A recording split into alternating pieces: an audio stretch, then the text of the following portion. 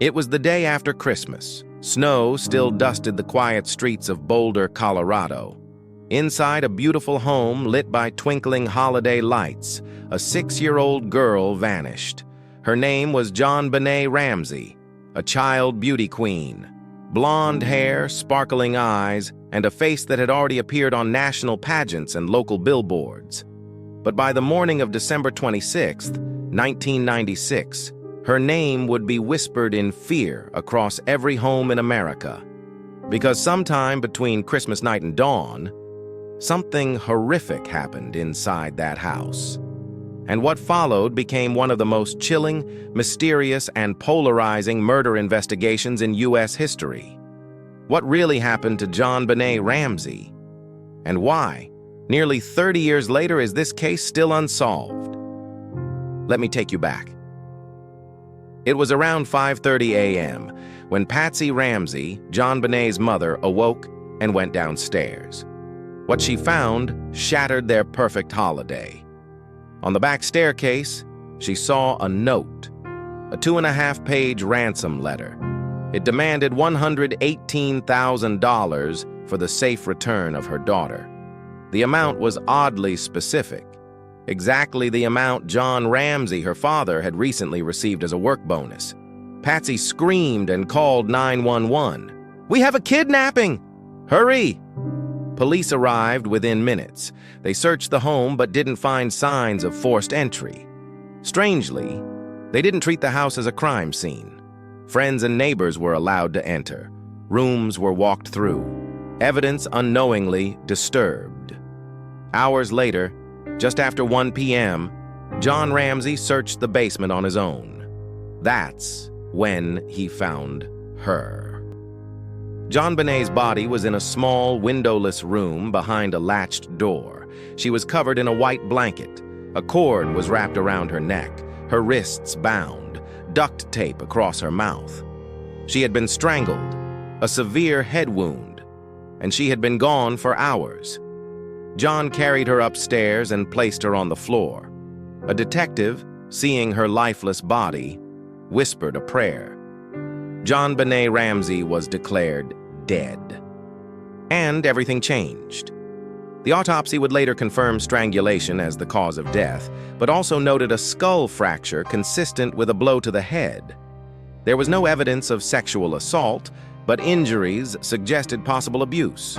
What made it worse was the chaos that followed. The ransom letter was unlike anything investigators had seen. It was written inside the house, on paper from the Ramseys' own pad. Handwriting experts could not match it to either parent definitively. But it wasn't a note from a stranger. It was staged. The language was strange, almost theatrical.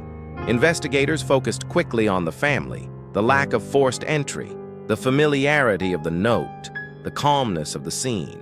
But John and Patsy Ramsey and their son Burke denied any involvement. They refused full police interviews at first, instead hiring attorneys and public relations teams. The public turned. Suspicion grew. The tabloids ran wild.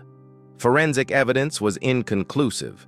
DNA found on JonBenét's clothing didn't match the parents, nor anyone known to the family. But the technology at the time couldn't explain much more. A grand jury was convened in 1999. They voted to indict the parents on child endangerment and obstruction, but the district attorney declined to prosecute. Not enough evidence. Years passed.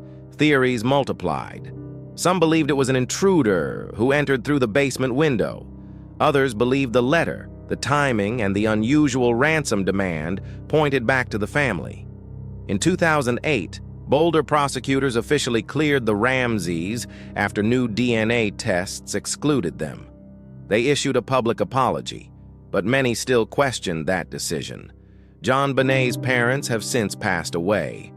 Patsy died of cancer in 2006. John lives quietly. Their son Burke, now an adult, gave a rare interview in 2016. He says he wants to move on, but the public hasn't. The house at 749 15th Street has been sold multiple times, but the shadow of what happened there never left.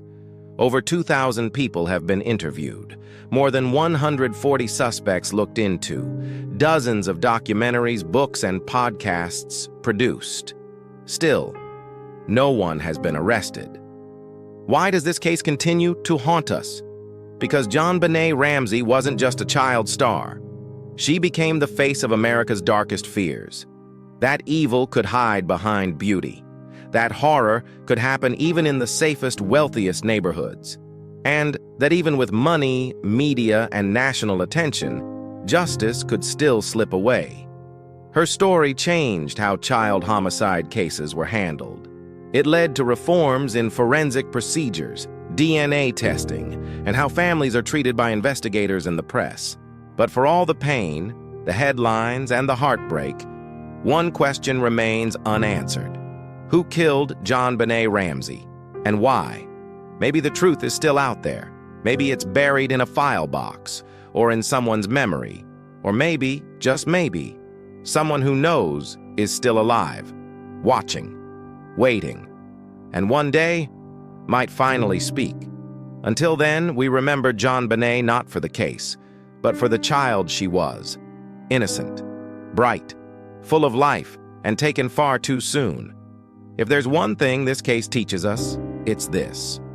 In a world obsessed with image and fame, let us not forget the quiet tragedies, the lives lost in silence, the voices never heard. Ask questions, protect the vulnerable, and never assume the truth is what it looks like on the surface. Because sometimes, the most dangerous lies are the ones dressed up to look like home.